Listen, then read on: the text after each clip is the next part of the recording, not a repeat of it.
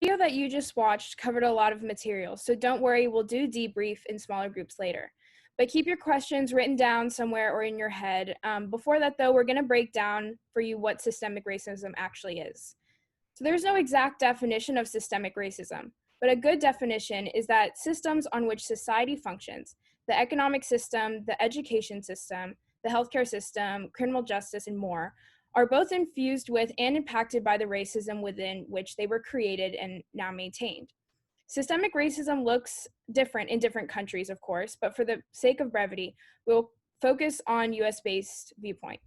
Broken down, it means that racism that existed at the formation of the United States still permeates society today.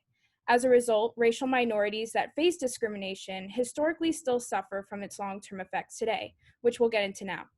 There are many ways to go about describing systemic or structural racism. For example, institutional racism, which was the focus of the video that we just watched, is a subset of systemic racism and describes how individual institutions like schools or hospitals perpetuate racism. Systemic and structural racism mean the exact same thing, and they are umbrella terms. It's an umbrella term for a variety of ways that racism is perpetuated by larger systems. Another term you may have heard is systematic racism, which is not exactly the same thing as systemic. Systematic racism is a set of practices that discriminate on the basis of race. Systemic racism is the system that has racism inherent in how it operates. Again, today, this forum will focus on systemic racism, but hopefully this cleared up some questions about the different terms involved. And then just one notion that's often presented sort of as a rebuttal to the idea of systemic racism is often, it's the bootstrap myth, and so, or the bootstrap theory. And the bootstrap theory is the idea that despite one's circumstances, anyone in the United States can pull themselves up by their bootstraps and succeed economically, given that they have put enough effort in. At its worst, the bootstrap theory often perpetuates the belief that poor people are poor because they are lazy, alleviating the blame from the systems put in place, which largely benefit wealthy white Americans. Though there is value in hard work, it has been proven multiple times that it is not the only thing that contributes to economic success. According to research from the Brookings Institution, the ability for economic mobility in society varies based on race. This idea of equal opportunity for mobility is more present for white Americans. 23% of white Americans born in the lowest fifth of the income scale remain in the lowest fifth as adults, yet 16% are able to make it to the top fifth. This is extremely close to the ideal of even distribution. On the other hand, half of the amount of Black Americans born in the lowest fifth will stay there as adults, and only 3% can make it to the top fifth level despite their best efforts. As we mentioned in the examples, this difference is perpetuated by systemic racism. People of color often have more difficulty getting jobs or accessing high quality education, both of which are economic mobilizers. Thus, the bootstrap theory is false. People of color or people of lower economic status cannot easily pull themselves up by their bootstraps. They, in fact, are being pushed down and having to continue to hold on. So systemic racism permeates effectively every aspect of everyday life, whether or not we're noticing it, and it can affect people in a variety of different ways. Since it is such a broad topic, we won't get into very many of the details that exist, but on screen, you can see a couple of examples that range from the wealth gap, implicit bias, as well as racism in healthcare and the criminal justice systems. So we'll begin by discussing the wealth gap. As a result of historic oppression, including laws that perpetuated systems like housing discrimination and school segregation, families of color were blocked from the opportunities to accumulate wealth, while white families were able to do so without those inhibitions. A popular analogy is that of a race. Although all of the competitors start at the same starting line, participants of color are blocked from starting until their white competitors are practically at the finish of this metaphorical race.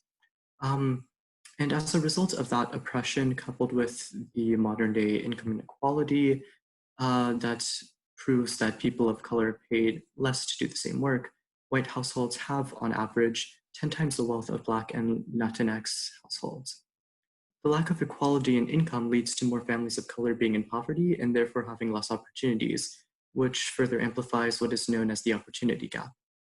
Poorer neighborhoods generally have worse schools that provide less support for students, leading to many of them not receiving a collegiate education and then having diminished job opportunities because of the requirement of a degree. And that cycle continues to perpetuate itself and continually disadvantages people of color the most.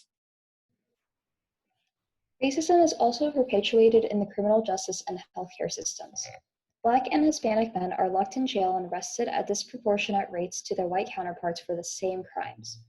Both groups are vastly overrepresented in jails and are more likely to be pulled over, searched, arrested, beaten, and or killed by the police than white people.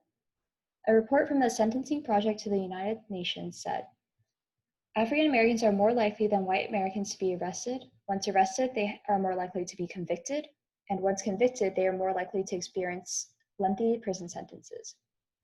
African American adults are 5.9 times as likely to be incarcerated than whites, and Hispanics are 3.1 times as likely.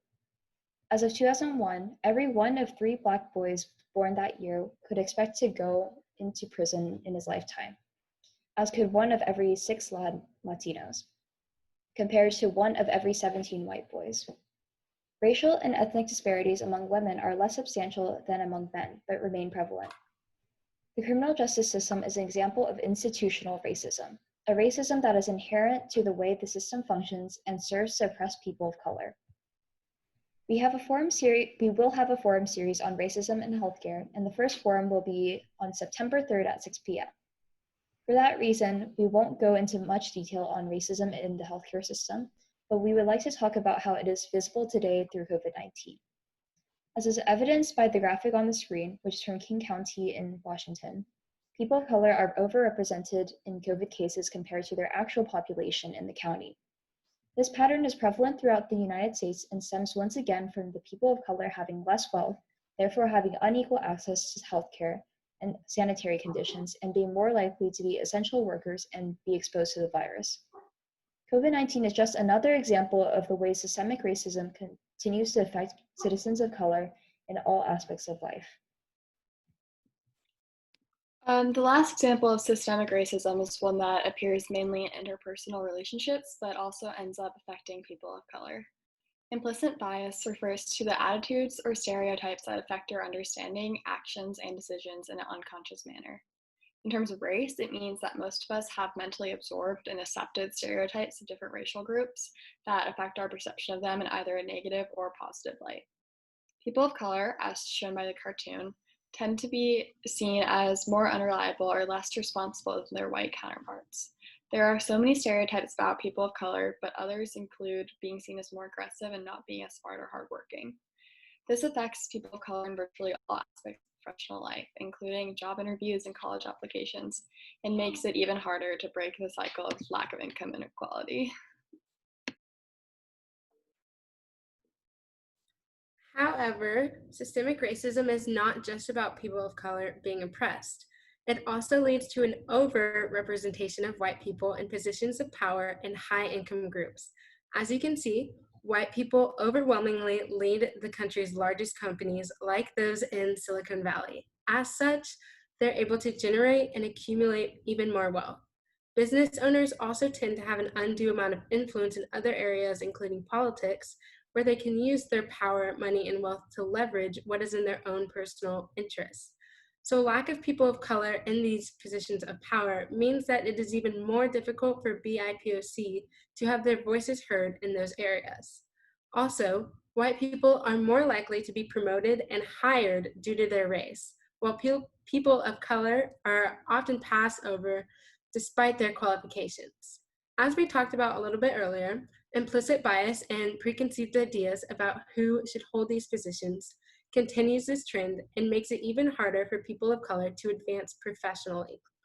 One of the most blatant displays of the benefits white people reap from the systemic racism is in the government, and more specifically in the Senate. So as the graph says on the screen, 96% of the Senate is white, despite the fact that only 64% of the US population is white. This overrepresentation leads to a lack of voices from people of color of the changes they would like to see in America and continues to perpetuate a cycle of legislation that adheres to systemically racist policy and upholds the power of white Americans.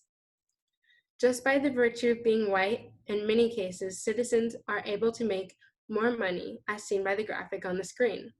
There's a bit of a caveat here in terms of the fact that Asian Americans have the highest likelihood of becoming millionaires, so I'd like to briefly address the model minority myth.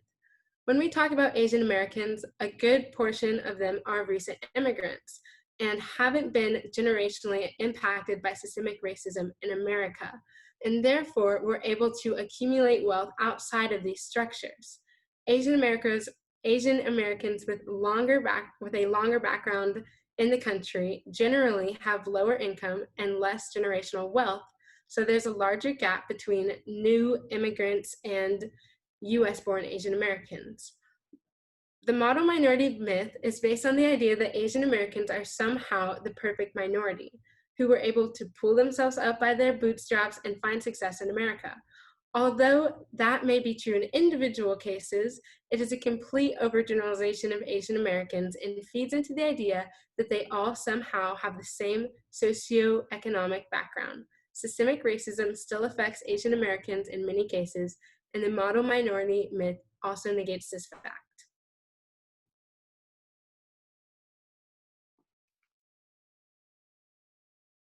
So now and for the rest of the forum, essentially, we are going to go into small groups. So you'll start with a debrief and then do some simulation work and then more exciting activities. So